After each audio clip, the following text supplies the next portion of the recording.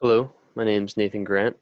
I'm a senior at UMass Amherst and I'm studying statistics and computer science. And this summer, my research was focused on the clustering of uveal melanoma patients. So I was in collaboration working under Layli Shariari. She's a professor of mathematics at UMass and her research is focused around computational oncology. Um, She has goals to make personalized cancer treatments for patients, and she has a whole suite of software which integrates the whole process, inputting patients' data and making predictions about what the best treatments for the patient will be. So, uveal melanoma is a very rare type of eye cancer. Only about 5 people per million per year get the cancer, and it's also very deadly.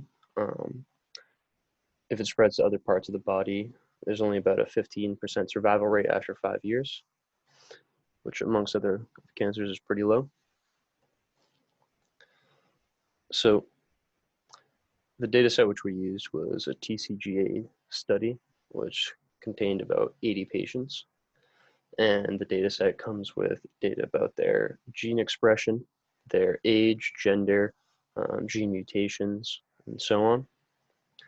So this gene expression data that we used, it's basically a measure of how the level of a gene impacts the output of its product. So if a gene expression is higher, we would expect the protein that it might produce to be higher as well, or vice versa.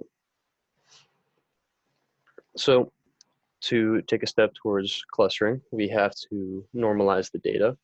So we say for each patient, what is the highest gene expression and then the lowest gene expression, and we compress everything down in between the 0-1 range, 1 being the highest gene that they had, and 0 being the lowest. And that still retains a lot of the information about the distribution of genes. That's why we choose that as opposed to the z-score normalization.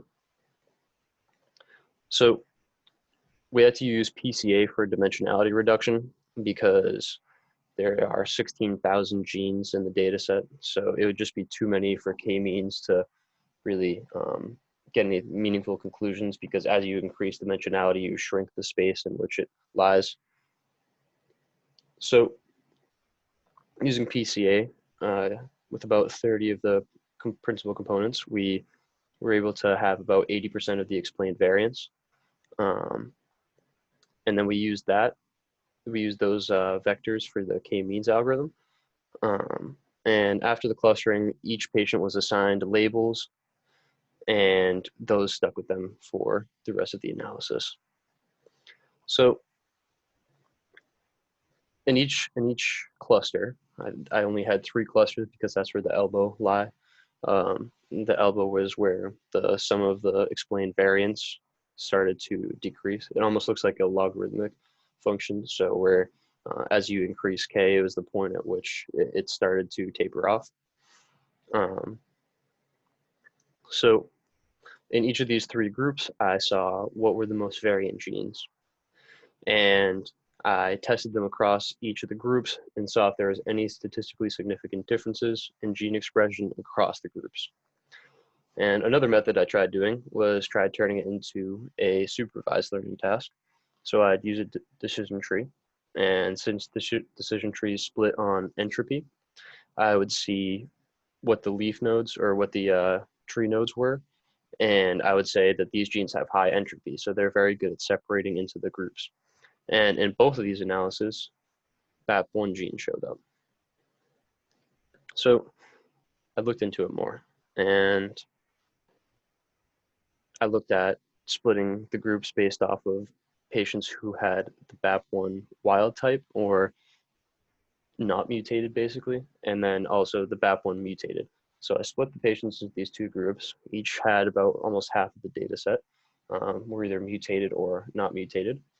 And I started to look at phenotype differences. So maybe differences in the time which they got the cancer, or in this case, the chart you see here is mortality rate. And as you can see, there's a gigantic difference in the mutated mortality rate versus the wild type mortality rate. And it's also statistically significant. So I looked into it more as to why this difference arises. So in comes immune cell fraction estimation. So this is a technique in computational oncology where you have all of the gene expressions and you normalize them as we had done. And they have tables called LM22 and LM6. 22 standing for either 22 different types of immune cells or 6 for 6. And the table basically says, it gives a linear combination of, for each gene, how much it almost represents in immune cell terms. So there are algorithms designed, mainly the one that we used was CyberSortX, and which employs this machine learning algorithm called mu-SVR. And what it did was it would output the immune cell fractions for the 22 different types of immune cells that the patient has in their tumor cells. So what's beneficial about this is that we are able to see a patient's immune response just by or we are able to estimate it fairly well, just based off of their gene expression. So on a side note, I was trying to develop another method to try to do the same thing as CyberSort using neural networks, using an autoencoder network to reduce the dimensionality, and then a neural net to try to predict the immune fractions. And so far, the results aren't as good as CyberSortX. So there has to be more work done on that. However, these algorithms allow us to take a peek into how patients respond, or how patients' immune systems respond to the cancers.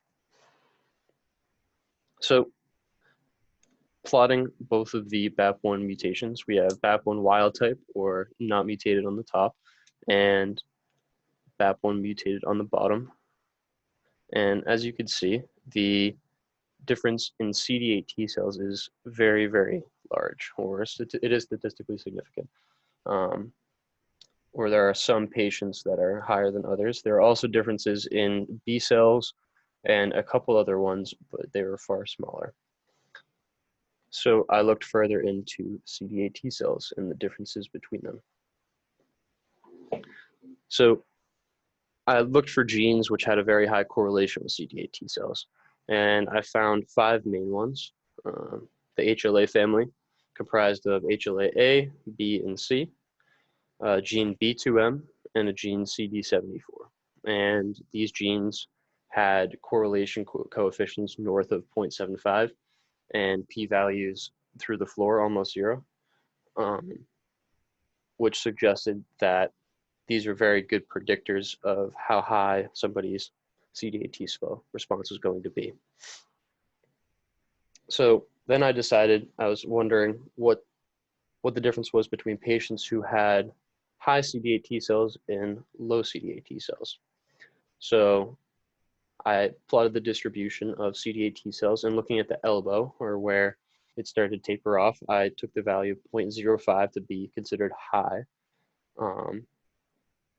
And I took the patients in those two groups, and the mortality rate between low and high CD8 T cell patients was also statistically significant. So then I began to think maybe there's a link between the BAP1 mutation and CD8 T cells and mortality rate. So I have a little DAG over here, just trying to visualize the whole phenomenon. So I conditioned the patients based off of their BAP1 mutation and whether they had high or low CD8 T cells. Patients with the mutation and with high CD8 T cells had a 68.75% mortality rate. With mutation and low CD8 T cells, 35.7, which there was a significant difference between, suggesting the impact of CD8 T cells on mortality rate. And then also, patients without the mutation and high CD8 T cells, there was only 4 patients, but 0% mortality rate. Not really much you could do statistics-wise. or inference-wise at least. And then patients without a mutation in low CD8 T cells had a 6.25% mortality rate, so very low compared to the others. And now this is interesting because both of these differences suggest impacts of CD8 T cells and BAP1 mutation on mortality rate. So in the future, I have to, or what I'm working on right now at least, is making methods which predict CD8 T cells. So given that I have those 5 genes that I had stated before, as well as a person's BAP1 mutation, can I predict whether or not they're going to die? And if I could do so with reasonable certainty, then it will suggest that this graph that I have here holds some weight, and it will kind of confirm the hypothesis in a sense. So as of right now, I'm using an SVR model, support vector regression, and I'm using the normalized gene expression of these genes to try to predict CD8 T cells. Then using that prediction with a random forest decision tree to try to predict whether or not the patient will die. And so far the results have been all right. However, the only problem with this is there is a imbalance in the classes in a sense. So there are far less patients in the study who have passed away than those who have lived. So the ratio is about 1 to 3 dead to living. So there's some other techniques I can employ to try to improve that number, but I have on 10-fold cross-validation about a 91% accuracy. So fairly promising. However, it definitely doesn't highlight the false positive rate and true positive rate for the class of people who pass away.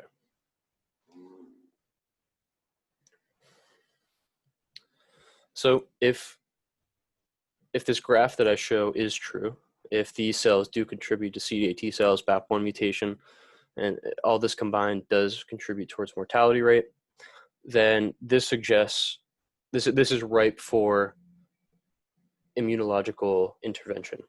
So what would happen is, say a person has the BAP1 mutation and high CD8 T cells, there could be drugs which are made which intervene in those biological processes and try to increase the BAP1 mutation or the level of gene expression in the BAP1 gene, and then maybe decrease the gene expression of those 5 genes which I had said earlier, which cause high CD8 T cells. And hopefully the combination of these two efforts, if the link is causal, will decrease the patient's risk of dying. So in the future, there will be attempts to streamline this whole process and basically make the analysis which I've done automatic. So you could just pass in the patient's data. It will have their immune frequencies outputted, and from those immune frequencies you can estimate all kinds of things and which genes might be very important.